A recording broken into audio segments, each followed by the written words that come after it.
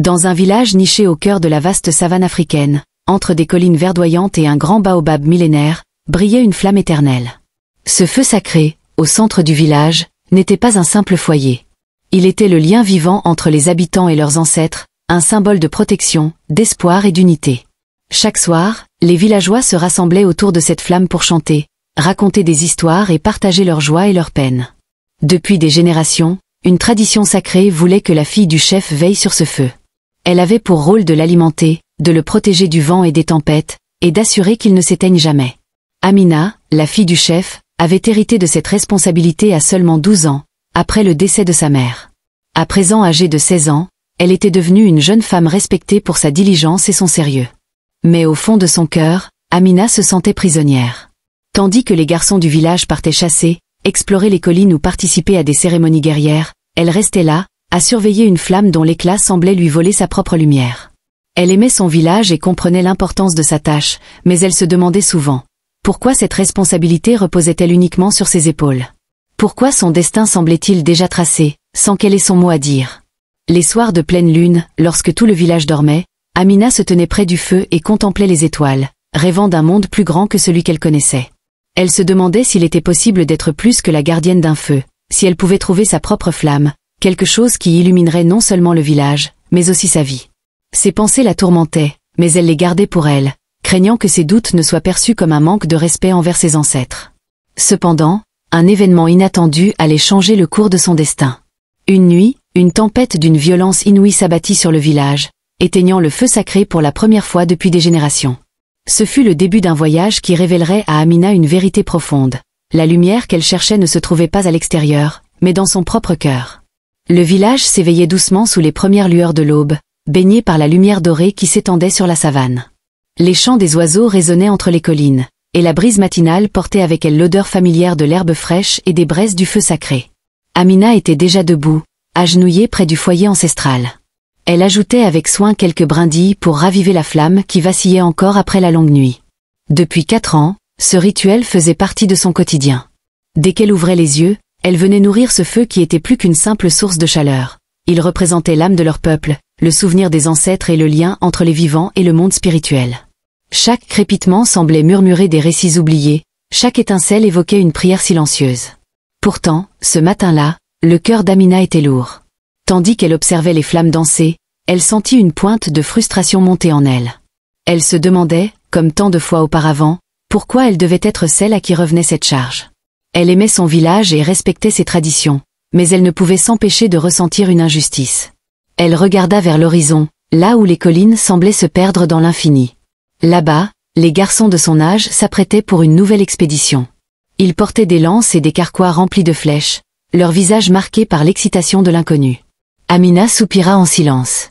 Ce n'était pas qu'elle voulait partir à la chasse ou se battre, mais elle enviait leur liberté. Ils pouvaient courir, explorer, découvrir de nouvelles terres, alors qu'elle était confinée à ce rôle immobile. « Amina, concentre-toi sur ta tâche », la réprimanda une voix douce mais ferme derrière elle. Elle se retourna pour voir Mariama, une vieille femme qui avait été la gardienne du feu avant sa mère.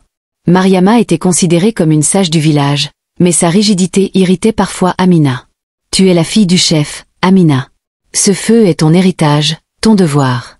Ne laisse pas ton esprit vagabonder comme un oiseau sans nid. » Amina hocha la tête sans répondre, par respect plus que par conviction. Elle savait que contester Mariama serait inutile.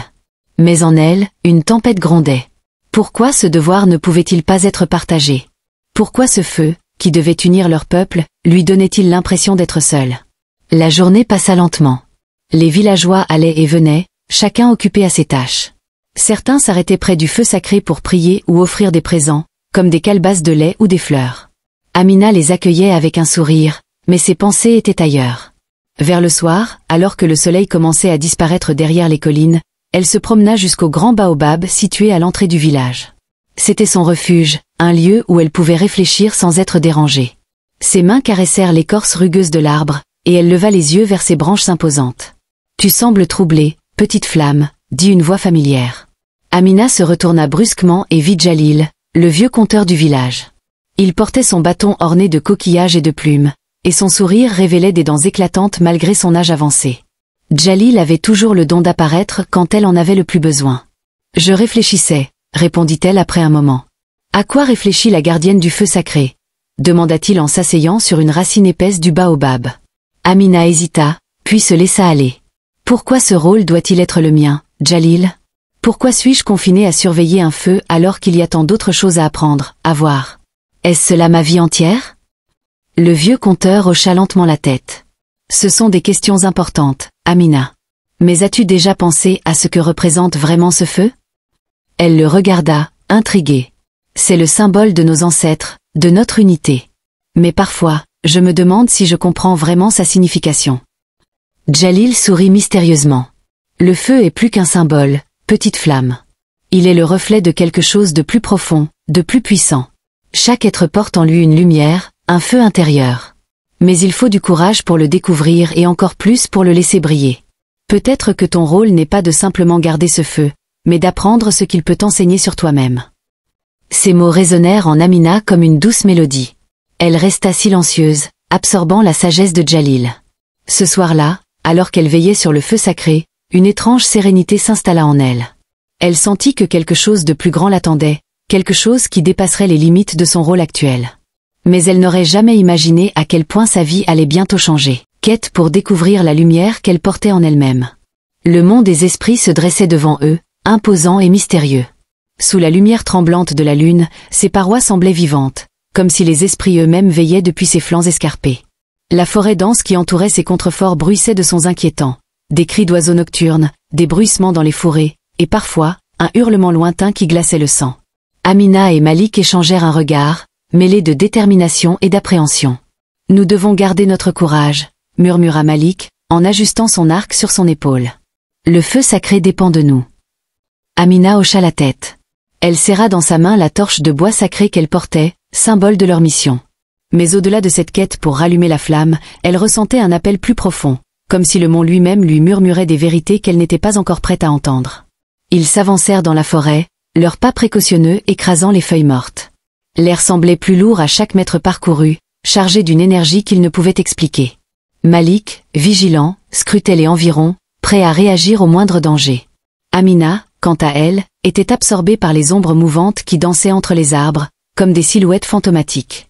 Après plusieurs heures de marche, ils arrivèrent au pied d'une falaise abrupte. Une grotte béante s'ouvrait devant eux, dégageant un souffle d'air glacé. C'était l'entrée du mont des esprits. « C'est ici », murmura Amina, sentant un frisson parcourir son échine. Malik observa la grotte, inquiet. Les anciens disent que des épreuves nous attendent ici. Des illusions, des tests. Peut-être même les esprits eux-mêmes. Alors, nous les affronterons, répondit-elle avec une fermeté qu'elle ne se connaissait pas. Ils entrèrent dans la grotte, leurs pas résonnant sur le sol rocheux. L'obscurité les enveloppa aussitôt, mais une lueur étrange semblait émaner des parois, suffisamment pour qu'ils puissent avancer. À chaque pas, la température baissait, et une sensation étrange s'intensifiait, comme si quelque chose, ou quelqu'un, les observait. Soudain, une voix résonna, grave et profonde, comme un écho venu des entrailles de la terre. « Pourquoi osez-vous troubler le sanctuaire des esprits ?» Amina et Malik s'arrêtèrent net, les yeux écarquillés. La voix semblait venir de partout et de nulle part à la fois. « Nous venons chercher la flamme sacrée, » répondit Amina, sa voix tremblante mais résolue. Un silence s'ensuivit, avant que la voix ne réponde. « Pour mériter la flamme, vous devez prouver que votre lumière intérieure est digne de briller. » La grotte se mit soudain à trembler, et une lumière aveuglante les enveloppa. Lorsque leurs yeux s'habituèrent à cette lumière, ils se retrouvèrent dans une vaste plaine, complètement différente de la grotte sombre qu'ils venaient de traverser. Malik, confus, regarda autour de lui. « Où sommes-nous » Amina ne répondit pas immédiatement. Elle savait que ce qu'ils voyaient n'était pas réel, mais elle ignorait comment s'en échapper. La voix retentit à nouveau, claire et impitoyable. « Chacun de vous doit affronter sa peur la plus profonde. Seule la vérité vous libérera. » À ces mots, le sol se déroba sous leurs pieds, et Amina sentit une force invisible l'emporter loin de Malik. Quand elle ouvrit les yeux, elle était seule. Devant elle, une silhouette familière se matérialisa, sa mère. Une vieille femme, assise sur un tabouret branlant, leva les yeux en voyant les étrangers. « Que voulez-vous ici » demanda-t-elle d'une voix rauque. Amina s'agenouilla devant elle, portant sa torche allumée à la vue de tous. « Nous venons apporter la lumière. » Un murmure parcourut l'assemblée. Les habitants se rapprochèrent, observant la flamme avec curiosité et méfiance. Un homme grand et robuste, qui semblait être le chef du village, s'avança. La lumière? Nous n'avons pas besoin de belles paroles. Nous avons besoin d'eau, de nourriture, de vie. Amina leva les yeux vers lui, c'est très calme mais déterminé. La lumière que nous apportons peut rallumer ce que vous pensez perdu. Pas seulement ici, mais dans vos cœurs. Le chef la regarda, perplexe, mais il n'y avait aucune arrogance dans son ton lorsqu'il répondit. Nous avons tout essayé. Nos champs sont morts, nos puits sont asséchés. Quelle lumière peut changer cela? Amina se releva lentement, tenant la torche devant elle. Avant que la lumière extérieure puisse changer les choses, vous devez croire en celle qui brûle en vous. Permettez-moi de rallumer votre flamme. Le chef hésita, mais les regards des autres villageois, emplis d'un mélange de curiosité et d'espoir, le poussèrent à hocher la tête. Mariama eut un léger sourire, ses rides s'accentuant autour de ses yeux. Ce feu est sacré, oui. Mais sa véritable puissance ne réside pas dans le fait qu'il brûle ici. Elle réside dans les cœurs qu'il touche et dans les vies qu'il éclaire. Peut-être que ton rôle est différent de celui des gardiennes avant toi. Ces mots résonnèrent en Amina comme une vérité qu'elle savait déjà, mais qu'elle n'avait pas osé formuler. Le soir même, le conseil des anciens se réunit sous l'arbre sacré, au centre du village. Les étoiles scintillaient au-dessus d'eux, et le feu sacré éclairait leurs visages graves. Amina se tenait debout devant eux, droite et déterminée. « Je souhaite parler, dit-elle, sa voix ferme. » Les anciens acquiescèrent, et le silence s'installa. Le feu sacré est revenu à nous grâce aux ancêtres et à l'aide des esprits. Mais ce feu n'est pas qu'un symbole. Il est une lumière vivante, une flamme qui doit illuminer plus que notre village. J'ai vu sur le mont des esprits que cette lumière appartient à tous, pas seulement à nous. Un murmure parcourut l'assemblée. Certains semblaient intrigués, d'autres hésitants. Djalil, le conteur, s'avança légèrement. « Que proposes-tu, Amina ?» Elle inspira profondément. « Je veux voyager au-delà des frontières de notre village, porter cette lumière à ceux qui vivent dans l'obscurité. Pas seulement pour rallumer des feux, mais pour rappeler à chacun que la véritable lumière brûle en eux. » Le chef, son père, fronça les sourcils. « Et qui veillera sur le feu sacré ici, si tu pars ?» Amina se tourna vers les flammes, puis revint à son père avec un sourire confiant. « Ce feu n'a pas besoin de moi pour brûler. Il appartient à notre peuple, à chacun de nous. Si nous veillons ensemble, il ne s'éteindra jamais. » Un silence suivit, mais il ne portait pas le poids du doute. C'était un silence empli de réflexion, d'acceptation progressive. Enfin, Mariama parla. « Je suis vieille, mais je peux veiller sur le feu en ton absence. Ce que tu dis est vrai, Amina. La lumière doit voyager pour grandir. » Les anciens échangèrent des regards, puis acquiescèrent un à un. Le chef, bien qu'hésitant, finit par hocher la tête. « Si tel est ton souhait, Amina, alors va. Mais souviens-toi, où que tu sois, cette lumière te reliera toujours à notre peuple. » Quelques jours plus tard, le village se rassembla pour voir Amina partir. Elle portait une petite torche allumée avec la flamme sacrée, symbole de sa mission. Malik, fidèle à ses promesses, l'accompagnerait dans son voyage, armé de son arc et de son courage. Djalil, le conteur, prononça les dernières paroles d'encouragement. « Amina, tu es le flambeau de notre peuple. Où que tu ailles, laisse cette lumière guider tes pas et inspirer ceux que tu rencontreras. » Amina hocha la tête, les yeux brillants de gratitude et de détermination. Alors qu'elle franchissait les limites du village, une dernière fois, elle se retourna pour regarder son foyer natal. Le feu sacré brûlait avec force, entouré de ceux qui l'avaient nourri pendant des générations. Mais Amina savait que sa lumière intérieure, découverte sur le mont des esprits, était désormais une flamme qu'elle devait partager avec le monde. Son voyage ne faisait que commencer, mais elle portait avec elle une certitude inébranlable, chaque flamme qu'elle rallumerait serait une victoire contre l'obscurité, un rappel que la lumière, peu importe sa source, peut illuminer les âmes les plus perdues. La route qu'empruntaient Amina et Malik les mena vers une région montagneuse, un endroit réputé pour ses légendes anciennes. Le vent froid s'insinuait dans leurs vêtements, et les sentiers rocailleux semblaient s'étirer à l'infini. Pourtant, Amina avançait avec détermination, sa torche toujours allumée, brillant même contre les vents glacés. « C'est étrange », murmura Malik en scrutant les alentours. On dirait que cette région a été oubliée par le monde. Pas de traces d'hommes, pas de chants d'oiseaux. Même les arbres semblent morts. Amina hocha la tête, ressentant elle aussi une atmosphère oppressante. Peut-être est-ce ici que notre lumière sera la plus nécessaire. Ils atteignirent finalement un plateau où se dressait un village abandonné. Les maisons en pierre étaient en ruine, et la végétation avait envahi les rues. Pourtant, il y avait des signes récents de vie, des traces de pas dans la poussière, des restes de feux de camp, et des échos lointains de voix portées par le vent. Soudain, une ombre passa rapidement devant eux, suivie d'un sifflement. Malik dégaina son arc par réflexe, mais Amina posa une main sur son bras. « Calme-toi. Nous ne sommes pas ici pour nous battre. » Sa voix se brisa, et il détourna les yeux. Amina posa une main sur son épaule. « Que vois-tu » Malik serra les poings. « Après que ma famille a été attaquée par des pillards. Je n'ai rien pu faire. J'étais trop jeune, trop faible. » Amina l'observa avec douceur. « Ce n'était pas ta faute, Malik. Tu étais un enfant. » Il secoua la tête, les yeux fixés sur le garçon dans le miroir. « Mais j'ai juré de ne plus jamais être impuissant. C'est pour ça que j'ai appris à manier l'arc, pour ça que je suis toujours prêt à me battre. »« Tu n'es plus cet enfant, » dit Amina. « Mais cette douleur t'a façonné. Elle ne te définit pas. Regarde la lumière que tu portes maintenant. » Malik leva enfin les yeux vers elle. La torche dans la main d'Amina brillait d'une intensité apaisante. Il inspira profondément, et le miroir devant lui se brisa en une pluie d'éclats lumineux, dissipant l'image du garçon. « Merci, » murmura-t-il. Ils continuèrent leur chemin, mais bientôt ce fut au tour d'Amina d'être confrontée à un miroir particulier. Celui-ci était grand et parfaitement lisse, et son reflet semblait normal au premier abord. Mais en s'approchant, elle remarqua des ombres dans ses propres yeux. Dans le miroir, elle se vit poser la torche au sol, la flamme s'éteignant lentement.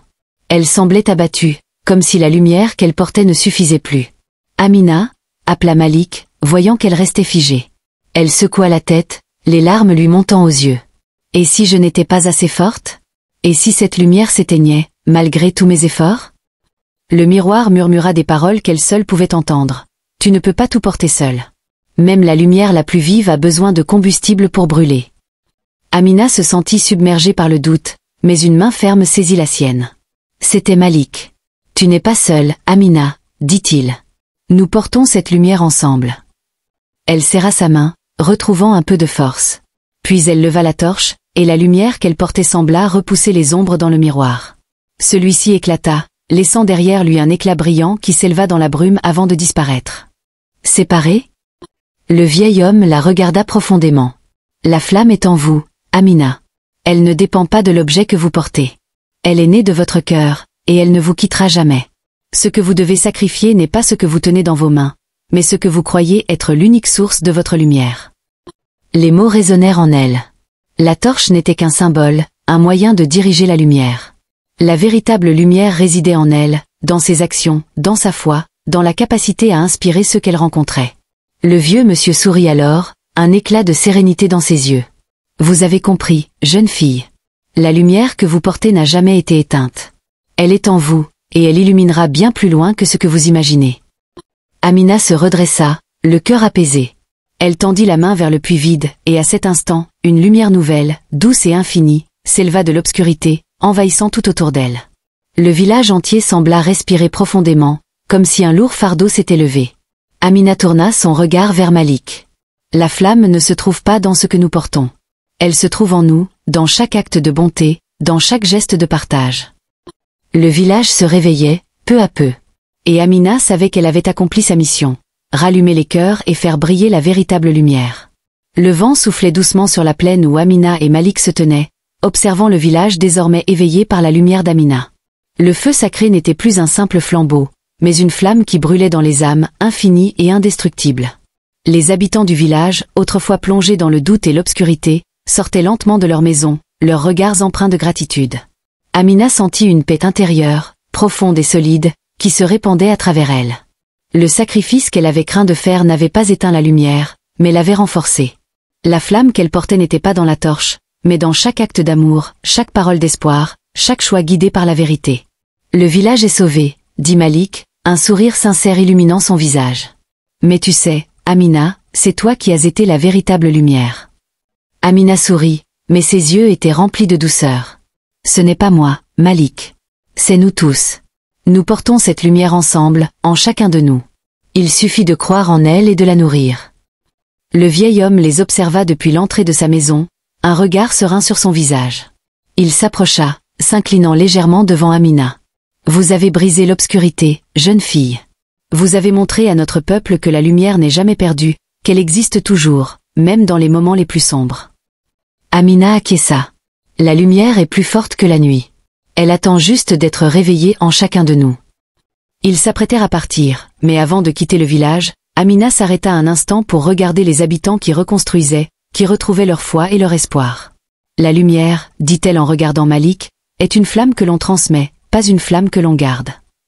Et ainsi, ensemble, ils repartirent sur le chemin, leur mission accomplie.